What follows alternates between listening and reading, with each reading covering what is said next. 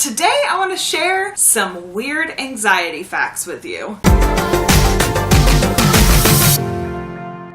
I think everybody knows the basics about anxiety, but there are a lot of aspects that have to do with anxiety and somebody who suffers from anxiety that may surprise you. I want to start off with two facts that you probably already know, and I'm going to end with the weirdest one. So let's get into it. Number one, anxiety affects about 18% of the American population. 18%.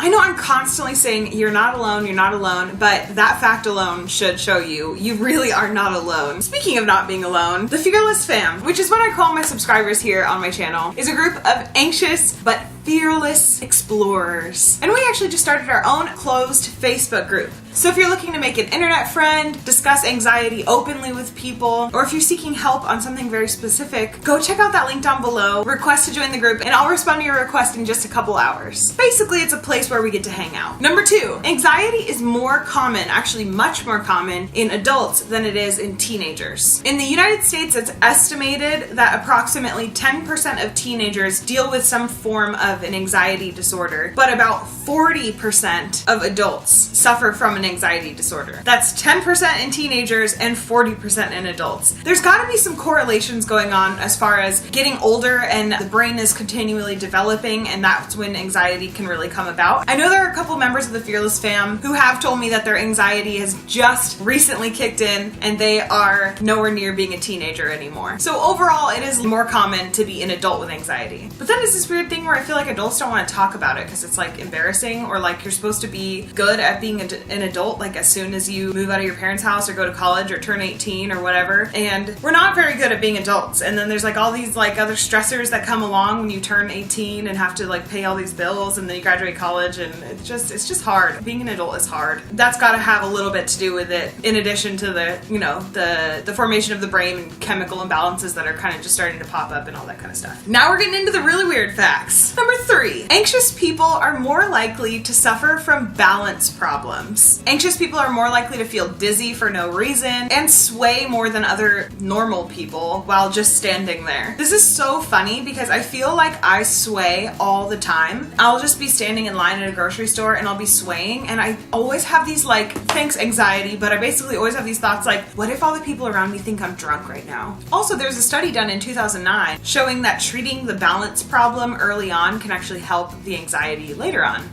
Number four, an anxious person has a bigger personal bubble. So everyone has that like invisible shield around you where like if someone steps into that zone, it's kind of awkward or weird. Anxious people have a bigger zone that feels like weird or awkward. So I feel like in general, anxious people want to stand a little bit farther away from people when they're talking to them. And something that I really struggle with too is maintaining eye contact. I think I'm actually much better at it than I think I am, but I am constantly thinking about it while I talk to people. I want to like not think about it and just have it be an unconscious thing, but seriously, while I'm talking to somebody, if I'm not super comfortable with them or they're a newer person, I try to maintain eye contact, but then I'll have these moments where I'm like, you're being too creepy, you need to look away, and then I'll like look away and I'm like, oh my god, did I just look to the side? That means you're lying. It's just one anxious thought after another, and it's just ridiculous. Number five, people who suffer from an anxiety disorder are a lot quicker to jump to conclusions. I was on my phone waiting in line at the grocery store and I read this fact about anxiety and I started laughing because I can be a really judgmental person like immediately, and then I have my second reaction is to be like, that was a horrible thing to think. Why did you think that? What on earth even brought you to that conclusion? My first reaction for a lot of different things is not really what my logical reaction is, if that makes sense. This is particularly applicable to judging facial expressions. Highly anxious people tend to jump to conclusions much quicker when judging the facial expression of somebody. So for instance, you can look at somebody and think that they are judging you back, but they're really just looking around, just being a human. Or you can look at someone and think they're angry when they're really not. There's all kinds of situations where somebody who suffers from anxiety can just jump to a conclusion a lot quicker. Number six, anxiety disorders cost the US a lot of money. And the reason for this is actually very simple. People who suffer from an anxiety disorder are 3 to 5 times more likely to go to a doctor than a non-anxious person. 18% of Americans suffer from an anxiety disorder. Those people are more likely to go to the doctor, so they will repeatedly go to the doctor more often. The ADAA, which is the Anxiety and Depression Association of America, has actually calculated this number to be around $42 billion a year. More than half of that cost, so around $22.8 billion, is associated with the repeated use of healthcare services. So for instance, because I suffer from anxiety, my mind tends to exaggerate my symptoms. So basically, I'll feel some kind of little symptom, and then I try to process that in my brain, and it turns into this big symptom. And then it's really hard for me to break that mindset. And there's been several times throughout my life where I've actually gone to the doctor thinking that I was gonna die, basically.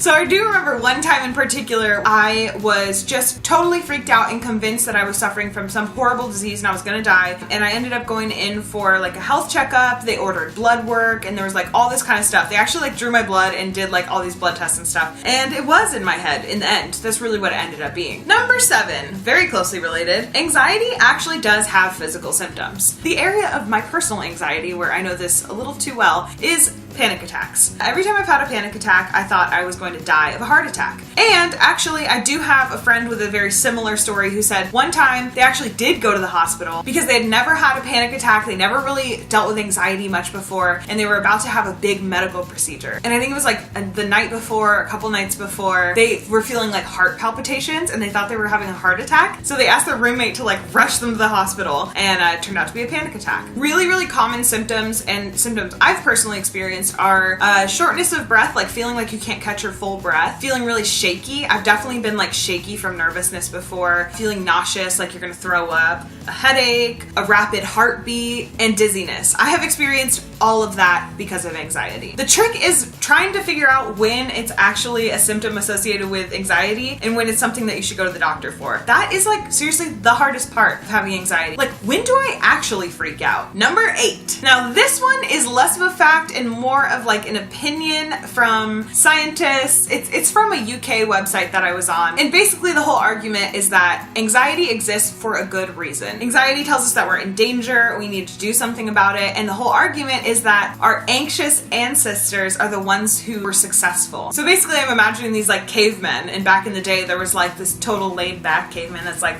man, we're fine. And then me, like the anxious caveman, being like, we're probably gonna die any second now. And the whole argument is that the anxious ones were more prepared, and because of that were more successful, and has then led into having a more anxious society. It's an interesting idea. It's not a fact per se, but it's something that a lot of people have like toyed with and made arguments for on the internet. Number 9. So this is a fact that I highly identify with, and the whole idea is that a great and one of the probably easiest way to reduce anxiety, if there really is an easy way, is to reframe the way that you're thinking about a situation. Now, on the website that I got this information from, the examples they give are horrible. It's not an exam, it's a fun little quiz. It's not a scary presentation, it's a little chat with a few colleagues.